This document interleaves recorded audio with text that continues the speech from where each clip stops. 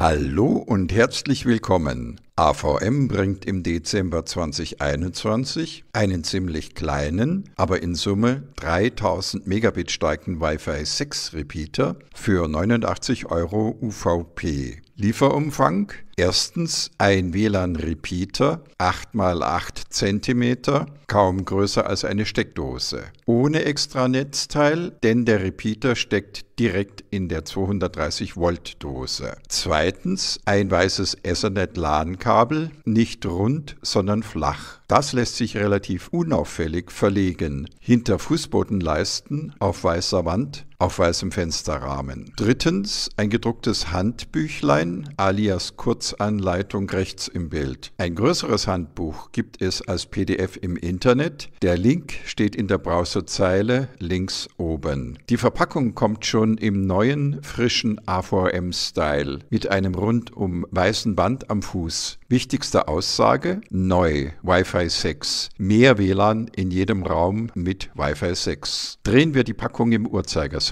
Das Wichtigste: 5 Jahre Garantie und Wi-Fi 6 mit 2400 Megabit bei 5 GHz und 600 Megabit im 2,4 GHz Band. Und zwar gleichzeitig, in Summe also 3000 Megabit. Das kann sich sehen lassen. Damit setzt sich der neue 1200AX schon beim puren Speed vor den normalen Fritz Repeater 2400 AC plus N, der in Summe auf 2333 Megabit kommt. Von den weiteren Wi-Fi 6 Vorteilen des 1200AX ganz zu schweigen. Eine Drehung weiter kommt die unvermeidbare Lobeshymne auf WLAN Mesh. Und ja, das ist ein ganzes Paket mit Komfortfunktionen für Leute, die sich nicht mit IP-Konfigurationen befassen wollen. Tatsächlich kann man alle jüngeren Fritz-Repeater per einfachem Knopfdruck mit allen jüngeren Fritz-Boxen zu einem einheitlichen Netzwerk mit einheitlichem Netzwerknamen und einheitlichem WLAN-Schlüssel sehr schnell und super easy verbinden. WLAN Mesh heißt bei AVM, per Hardware-Knopfdruck werden alle wichtigen Einstellungen einer Fritz-Box über die Luft an den Fritz-Repeater durchgeschossen. Innerhalb der Fritz-Familie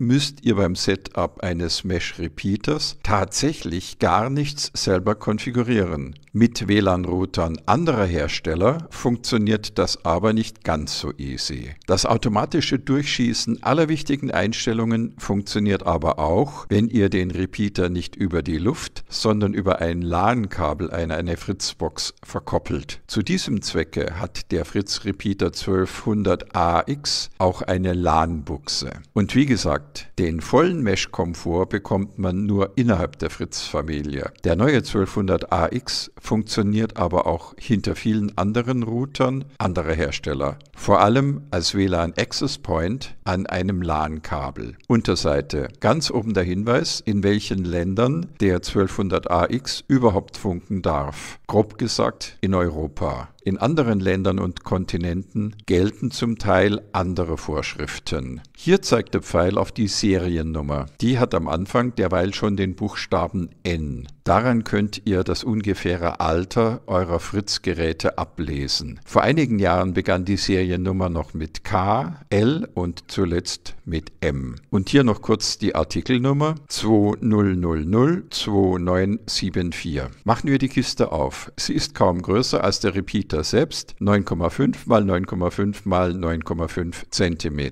Also ein ziemlich kleiner Würfel. Und das ist der komplette Inhalt. Von links ein Handbuch, ein Repeater und ein weißes Ethernet-LAN-Kabel. Der Repeater ist 4 cm dick, wenn man den Schuko-Stecker nicht mitrechnet. Er steht also 4 cm aus einer Steckdose heraus. Die grauen Lüftungsschlitze laufen über alle 4 Seiten hinweg, rundherum. Da macht AVM jetzt nicht mehr den gleichen Fehler wie kürzlich bei der 7590AX. Die kam per Anfang Juni 2021 ja zuerst in einem flachen Gehäuse mit wenig Schlitzen, links im Bild. und dann 2 Wochen später, also Mitte Juni 2021, in einem dickeren Gehäuse mit viel mehr und viel größeren Lüftungsschlitzen. Gut so, das führt zu einer besseren Belüftung der verbauten Elektronikteile. Unten mittig am Repeater die weiße Ethernet-LAN-Buchse für 10, 100 und 1000 Megabit pro Sekunde. Sie hat 2 wichtige Funktionen. Erstens kann man den Repeater damit per Kabel hinter jede Fritzbox und hinter fast jeden anderen Router eines fremden Herstellers schalten. Zweitens kann man alternativ ein Gerät per Kabel an den Router verbinden. Zum Beispiel einen Fernseher, der zwar eine LAN-Buchse, aber kein WLAN hat oder kein wirklich gutes WLAN hat. Hier sieht man rechts den Stecker, der in eine 230-Volt-Dose kommt. Innen erkennt man einen schmalen Euro-Stecker. Da drumherum einen größeren Schuko-Stecker, der den WLAN-Repeater wackelsicher in einer zentraleuropäischen Schuko-Steckdose festhält. Der Schuko-Ring sitzt sehr stramm. Ich brauchte einen Schraubendreher, um ihn abzuhebeln. Gut so, denn in den meisten Wohnungen in Zentraleuropa haben wir ja sowieso die großen Schuko-Dosen. Hinten am Repeater ist auch der WLAN-Sicherheitsschlüssel eingedruckt. Wer den Fritz-Repeater jedoch gleich zu Anfang per Knopfdruck mit einer Fritzbox verkoppelt, wird den Schlüssel vermutlich nie benötigen. Dann wird ja gleich der WLAN-Key der Fritzbox an den Repeater durchgeschossen, egal ob über die Luft oder über das LAN-Kabel. Wer den Repeater dagegen völlig unabhängig über die Luft einrichten will, braucht den WLAN-Key zumindest für den ersten Zugriff. Der gleiche WLAN-Schlüssel steht auch hinten auf dem Handbüchlein. Und ja, der ausgestrahlte WLAN-Funknetzname lautet ab Werk Fritz Repeater 1200AX. In diesem Büchlein wird die Einrichtung noch einmal ausführlicher beschrieben, obwohl sie super einfach ist. Handhabung, Lieferumfang.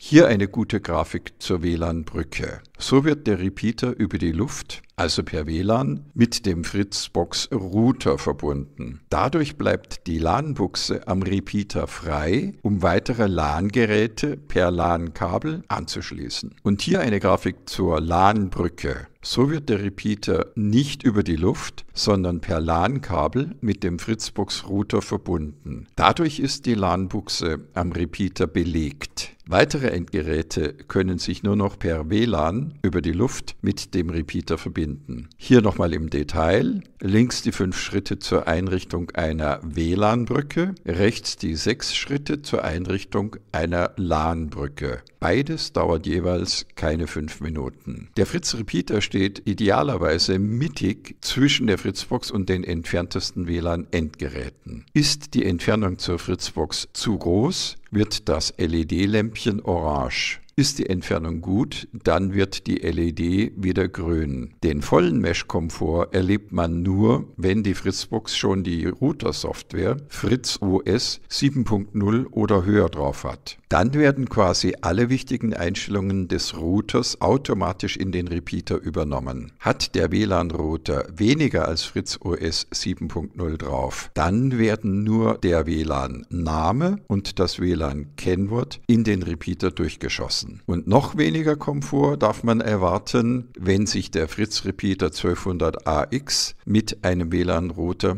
eines fremden Herstellers verkoppeln soll. Das ist aber keine Bösartigkeit von AVM, sondern liegt eben daran, dass sich die WLAN-Hersteller weltweit in Sachen Mesh bisher noch nicht auf eine gemeinsame Linie einigen konnten oder einigen wollten. Weitere Infos und Hilfestellungen samt Handbuch gibt es auf der Internetseite avm.de Service. Zu guter Letzt ein kurzer Preischeck. Der neue Wi-Fi 6 Repeater 1200AX befindet sich gerade im Rollout vom Großhandel an den Einzelhandel. Notebook Billiger listet ihn schon zum UVP von 89 €, aber der Liefertermin ist noch unbekannt. Geizhals liefert ihn schon mit 79 bis 89 €, aber offenbar gab es noch keine echten Umsätze, denn denn die Preisentwicklungskurve rechts außen ist noch leer. Bei Idealo sieht man bereits, wo es den Kampfpreis um 79 € geben soll, nämlich beim Mediamarkt. Und ja, der Mediamarkt listet ihn schon vor der breiten Lieferbarkeit um 11% unter dem UVP, nämlich für 79 €. Lieferbar wohl ab dem 14. Dezember 2021, also gerade noch kurz vor Weihnachten. Sind 79 € ein guter Preis? Ich denke schon, zumal der kleine Fritz-Repeater 1200AX nicht nur bei den technischen Daten sehr gut dasteht, sondern auch in den Messwerten die Erwartungen erfüllt. Dazu mache ich gerade noch ein Video mit den Messwerten. Wenn ihr das nicht verpassen wollt, am besten meinen Kanal abonnieren und die Glocke reinhauen. Falls ihr schon jetzt Fragen oder Meinungen zum 1200AX habt, freue ich mich über Kommentare. Ansonsten vielen Dank fürs Zuschauen und alles Gute, bis zum nächsten Mal.